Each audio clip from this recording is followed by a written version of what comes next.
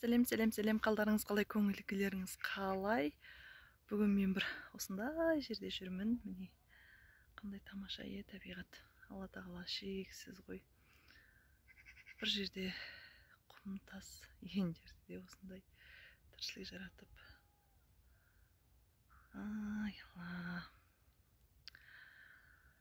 Дәл осы сияқылды кез келген дүниеден жаңағы бүгінгі тақырып проблема, қиындығы болған кезде адамзаттың баласы қиындықты айта беретін болса, қиындықты шақырады екен. Кеше мен айттым ғой, кез келген нәрсе балалайды деп, иә. Сол сияқылды бүгінгі тақырып жалпы отбасындағы береке бірлікті ұстаудың, отбасындағы құндылықтарды және ер мен әйелдің ортасындағы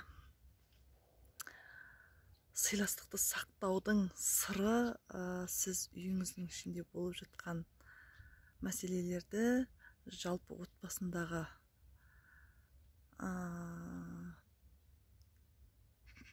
кез келген дүниені сыртқа шығаруға болмайтындығын айтқым келеді. Сыртқа шығару арқылы сіз оны көбейтесіз.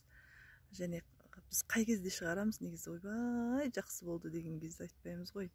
Бір минус бірдеңе болып қалғанда, бір проблема болып қалғанда, бір қиыншылық басымызға келіп қалғанда, біз ойымызға да тілімізге де ие болмай соны жайратып барлық адамға айтатынымыз бар, иә. Ал осы дүние ешқандай отбасына пайда алып келіп, жәнегі проблемаларды шешпейді екен. Керісінше сіздің ол неңіз ұлғайып, сыртқа көбірек тарағаннан кейін жәнегі ол көбірек жайылады да қайтадан өзіңізге қайтады. Ол жәнегі жамандай не болып сонымен қайтады екен. Сондықтан отбасының сырын, ер мен әйелдің ортасындағы сырды, достықтың ортасындағы сырды, жалпы адамдар арасындағы сырды сыртқа ешқашан шығаруға болмайды. Тура мына көл сияқылды бауырына тағып, жақсылығы болсын, қиындығы болсын, өзінің ішінде ұстаған дұрыс. Сонда демірек, сонда сол көбеймейді де, жаңағы ары қарай жаныңызды жемейді. Өйткені көбейіп жалпы бұндай нәрселерді көбірек шығару арқылы біз тілімізден айтамыз, осы айту арқылы біздің нәпсіміз семіреді екен де, осы нәпсіміз біздің өзімізді жеп қояды екен ғой. Соның арқасында біз жүнжіп кетеміз.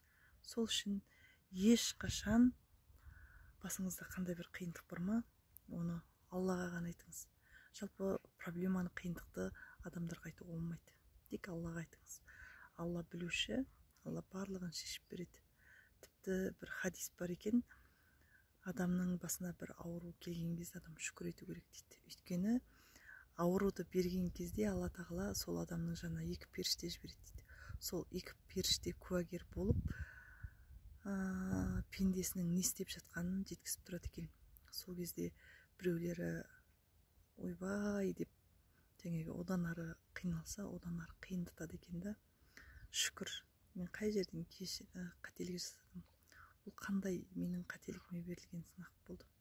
Аллам өзің кеше көр деп кешірім сұрап, жәнегі тәубасына келетін болса, сол ауруды Алланың қалауымен жойып жібереді екен. Сондықтан жалпы кез келген сырды, кез келген адамдардың тілінен шыққан, адамдардың жаңағы бойынан тараған негативті жалпы үйіңізде шешілмей жатқан кішкентай түйткілді мәселелерді сыртқа жаюға, басқа адамдарға айтуға болмайды.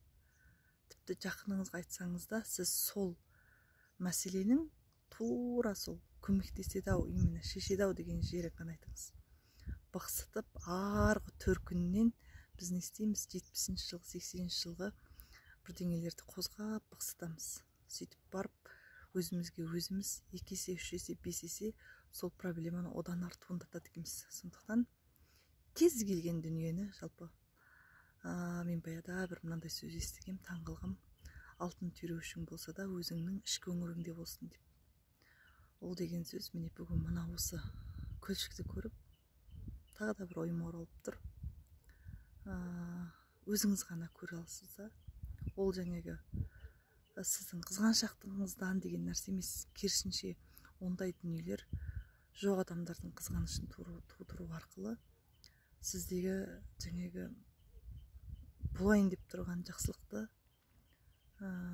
болдырмай қалуы мүмкін. Тіпті бастайын деп жатқан ісіңді, мақсатыңды бітпейінше айтпа деп жатады ғой. Сол сияқылды өте қатаң сақтайтын тәртіп, ереже деп айтайын, отбасында болып жатқан, үйіңіздің ішінде болып жатқан, әулетіңізде болып жатқан сырды ешқашан сыртқа шашпаңыз. Еріңіздің, жолдасыңыздың ортасында болған сырды, айтылған әңгімені ешқашан сыртқа айтуға болмайды. Бұл өте үлкен сабақ деп айтайын. Бұны жаңағы ислам дінінде де айтады, қазіргі психологияда айтады. Атам қазақ айтып кеткен, тіпті бас жарылса бөрік ішінде, қол сынса жең ішінде деп.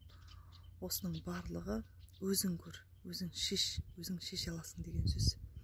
Керісінше оны біз тұтатсақ, от қойып ұлғайтып алуымыз мүмкін. Сондықтан бүгінгі тақырып осындай болды. Әр күндеріңіз сәттілікке, берекеге, қуанышқа толсын.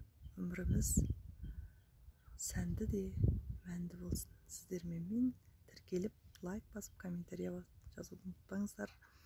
Келесі жолы қандай тақырыпты